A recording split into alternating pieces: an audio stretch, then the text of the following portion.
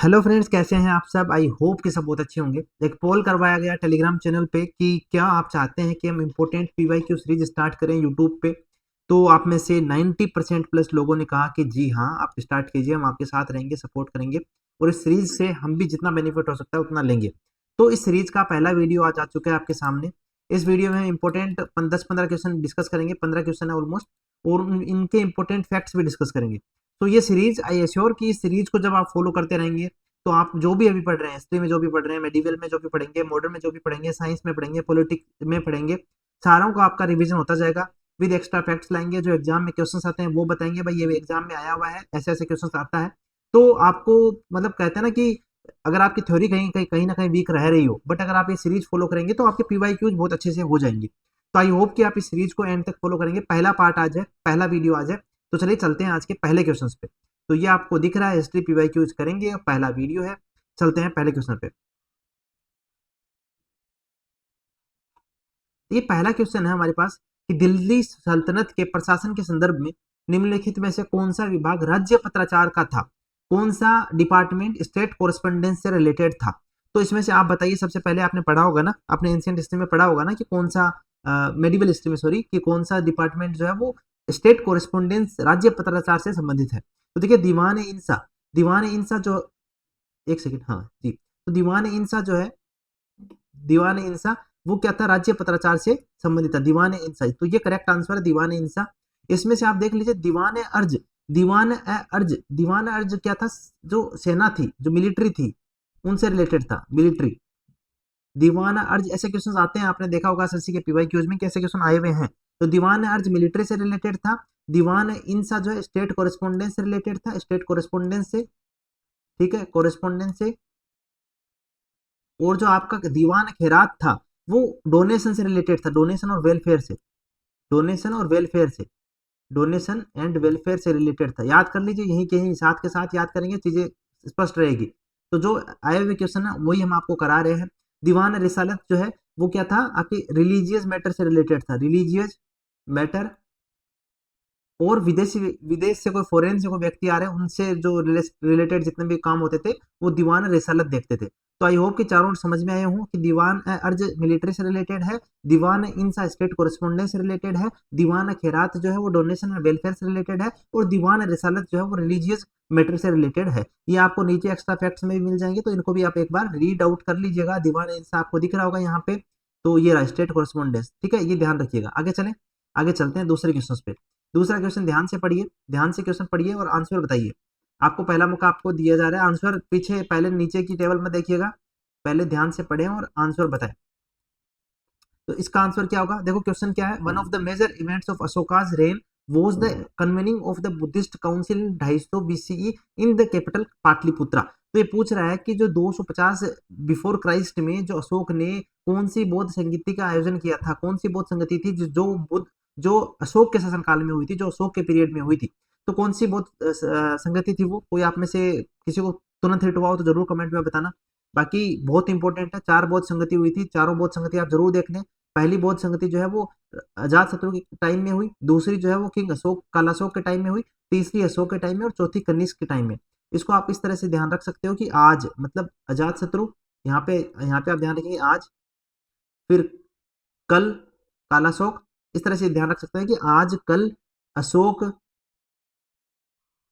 अशोक कनिका के साथ घूमता है, कनिका के साथ घूमता है, समझ गए। तो आज मतलब अजात शत्रु, कल मतलब कालाशोक, अशोक मतलब अशोक, और कनिष्का, कनिका, कनिष्क, कनिष्का, कनिका, समझ रहे हो। तो आजकल अशोक कनिष्का के साथ या कनिका के साथ घूमता है। अजात शत्रु, कालाशोक, अशोक और कनिष्क, ये 4 बौद्ध संगति हुई थी, चारों के चारों मोस्ट इंपोर्टेंट है। बार बार क्वेश्चन आता रहता है, कहाँ कहाँ हुई थी ये बौद्ध संगति, जो चारों बौद्ध संगति थी वो कहाँ कहाँ हुई थी, ये भी इंपॉर्टेंट है, आपको पता होना चाहिए। तो राजगृह है, वैशाली, पाटलिपुत्र और कुंडलवन, ये पहले पहले लेटर ध्यान रखना। राजगृह, वैशाली, पाटलिपुत्र, कुंडलवन, रावे पाकू, राजगृह, वैशाली, पाटलिपुत्र, कुंडलवन, 4 बौद्ध संगति हुई। पहली राजगृह में हुई, दूसरी वैशाली में हुई, तीसरी पाटलिपुत्र में हुई, और चौथी कुंडलवन में ही हुई, ठीक है। और अब आपको क्वेश्चन में क्या पूछा था कि अशोक के टाइम में कौन सी हुई थी, तो अशोक के टाइम में तीसरी बौद्ध संगति हुई थी, जो कि कहाँ हुई थी, पाटलिपुत्र में हुई थी। कहाँ हुई थी, पाटलिपुत्र में हुई थी। कब हुई थी, ये कौन बताएगा भाई, ये तो क्वेश्चन में दिया हुआ है 250 BCE में हुई थी।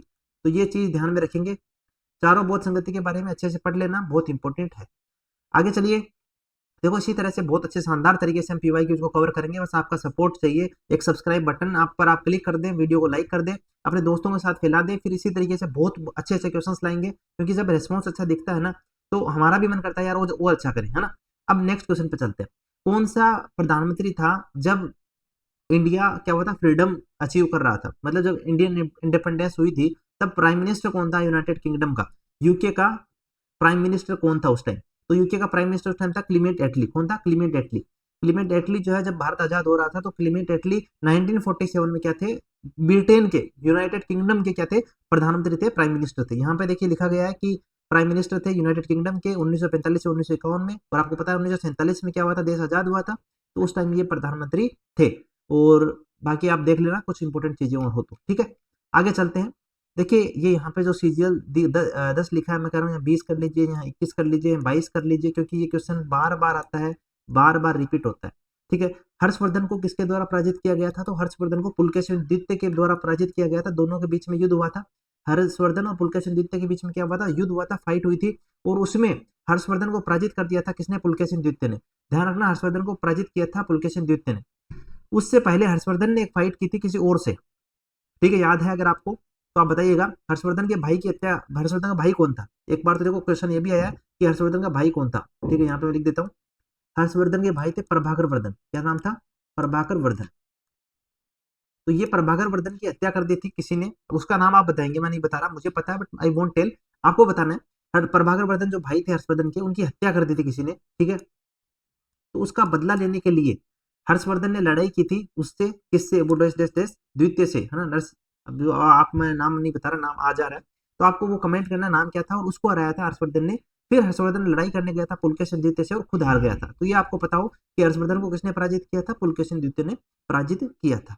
और इसको नर्मदा युद्ध के नाम से भी जाना जाता है, ये आप थोड़ा सा देख लेना, 620 सीई में हुआ था, जो आप है वो देख लेना, ठीक है। आगे चलते हैं, आगे चलते हैं। देखिए कह रहा कि चंद्रगुप्त मौर्य के दरबार में भेजा गया यूनानी राजदूत कौन था? The Greek ambassador sent to Chandragupta Maurya court was, कौन था भाई? तो आपको पता होना चाहिए, चंद्रगुप्त मौर्य, है ना। कौन था? आप में से कोई बता सकता है चंद्रगुप्त मौर्य के दरबार में कौन आया था?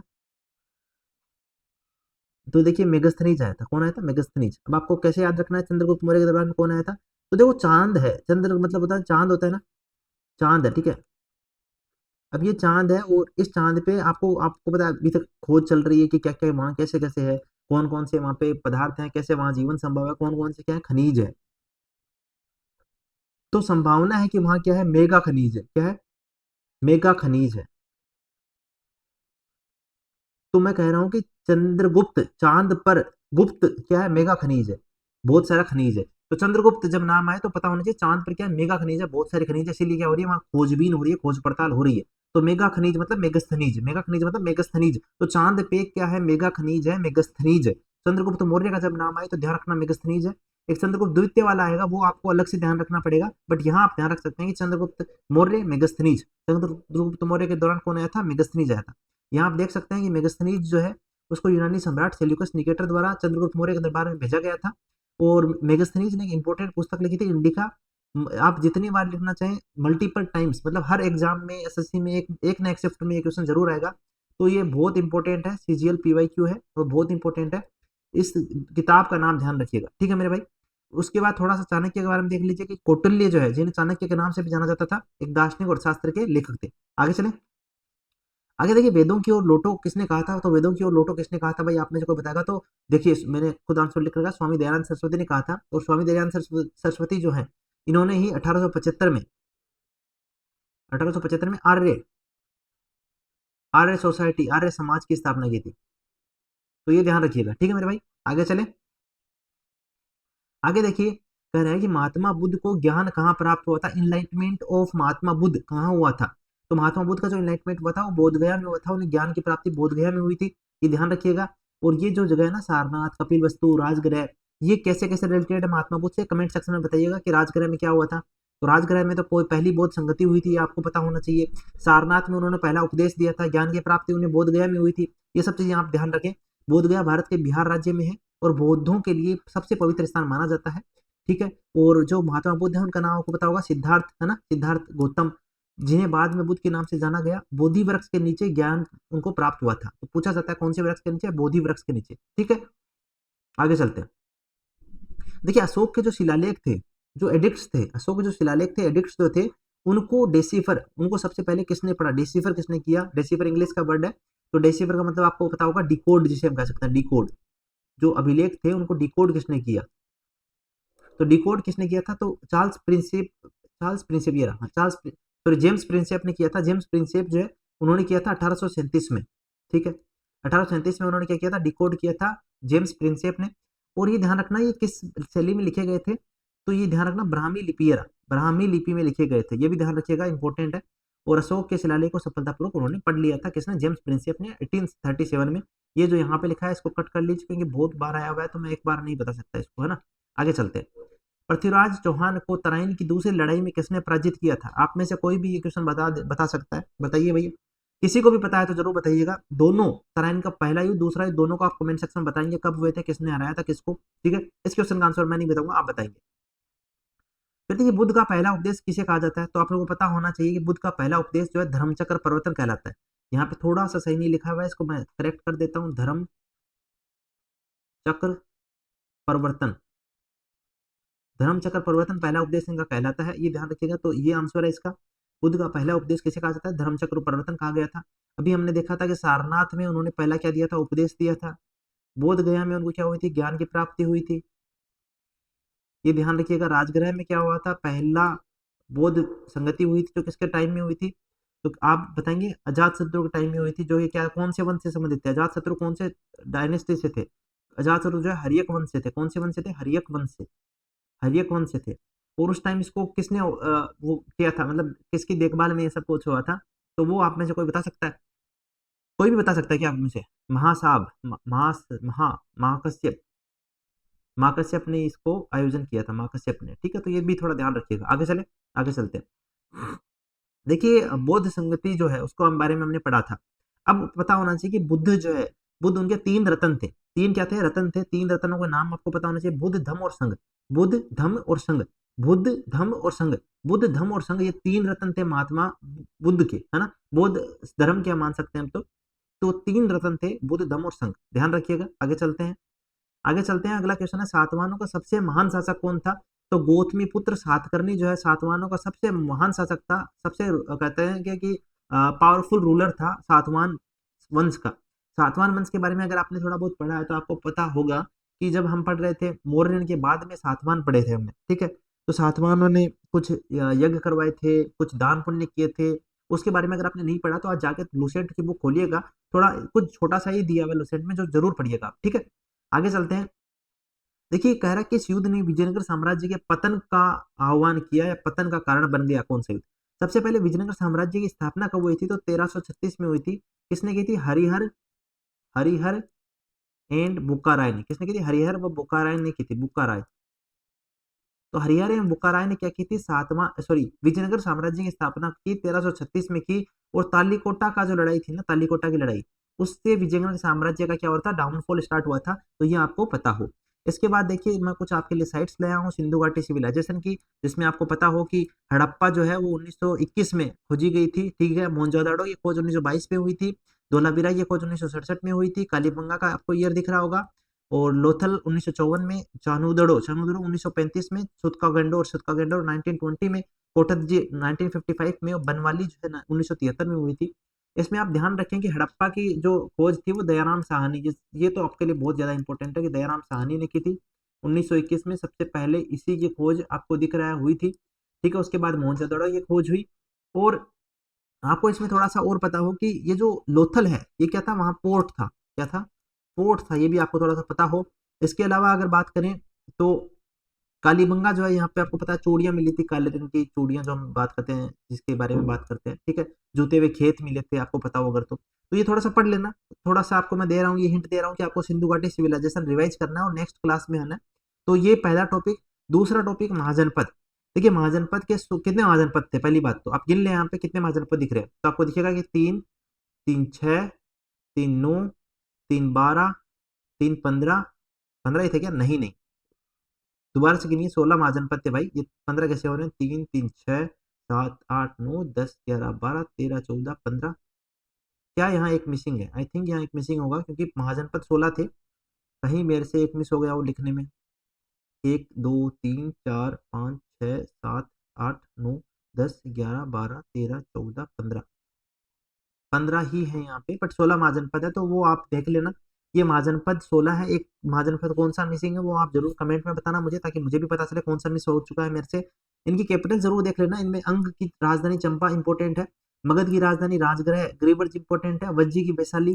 देखो ये एक दिन में याद नहीं होगा, बल्कि कुशीनगर एक दिन में याद नहीं होगा, आपको बार बार देखना पड़ेगा, अपने सामने लिस्ट चिपका लीजिए, क्योंकि कभी कभी ये क्वेश्चन आता है कि इस महाजनपद की कैपिटल क्या थी, तो कभी कभी क्वेश्चन आएगा, हमारा गलत नहीं होना चाहिए। तो गुरु की इंद्रप्रस्थ थी, वत्स की कौशाम्बी थी, चैदी की सुक्तिमती थी, कौशल की अयोध्या थी, मल की कुशीनगर थी, कंबोज की कुंडनी थी, मत्स्य की विराटनगर थी, सूरसेना की मथुरा थी, अवंती की क्या थी, अवंती की कैपिटल थी उज्जैन, ठीक है। अरस की जो कैपिटल थी वो पोतली थी। और यहाँ से आपको ये तक्षशिला ध्यान हो, इंद्रप्रस्थ ध्यान हो, ये अयोध्या ध्यान हो, कुछ वैशाली ध्यान हो, चंपा और गिरिपर्थ, ये तो सबसे पहले याद कर लेना। तो ये आप याद कर लेना, मैं आपको पीडीएफ जो है पूरी प्रोवाइड करा दूंगा टेलीग्राम चैनल एसएससी ऑलराउंडर, क्या नाम है टेलीग्राम चैनल का, नाम है हमारा एसएससी ऑलराउंडर, सर्च करेंगे, लिंक मैं डिस्क्रिप्शन में भी दे दूंगा, इसको जाके सर्च करें, वहाँ पे ज्वाइन हो जाएं, वहाँ मैं पीडीएफ देता हूँ। इससे पहले हमने कई स्ट्रेटेजी के टॉपिक कवर कर लिए हैं, जो आप वीडियो सेक्शन में जाके देख सकते हैं, तो वो भी जरूर देख लीजिएगा। और ये वीडियो, ऐसे वीडियो आपको चाहिए कि नहीं चाहिए, वो भी मुझे कमेंट सेक्शन में बताइएगा। अगर आप इस वीडियो को देखेंगे, शेयर करेंगे, सब्सक्राइब करेंगे, तभी मैं आपके लिए और ऐसे वीडियोस ला पाऊंगा। तो क्योंकि मेहनत लग रही है यार, घंटों मैं इस पीडीएफ को बना रहा हूँ एंड देन आपके सामने ला रहा हूँ, तो इट टेक्स टाइम, और मेरे पास इतना टाइम भी नहीं है ना, तो आपको सपोर्ट करना पड़ेगा। सो लेट्स फिनिश हियर, और ये आई होप कि आप रिवाइज करना, रिवाइज करके देन नेक्स्ट क्लास में आना और अच्छे से चीजें करेंगे, इंपॉर्टेंट क्वेश्चंस करेंगे। तो बाय बाय फ्रेंड्स।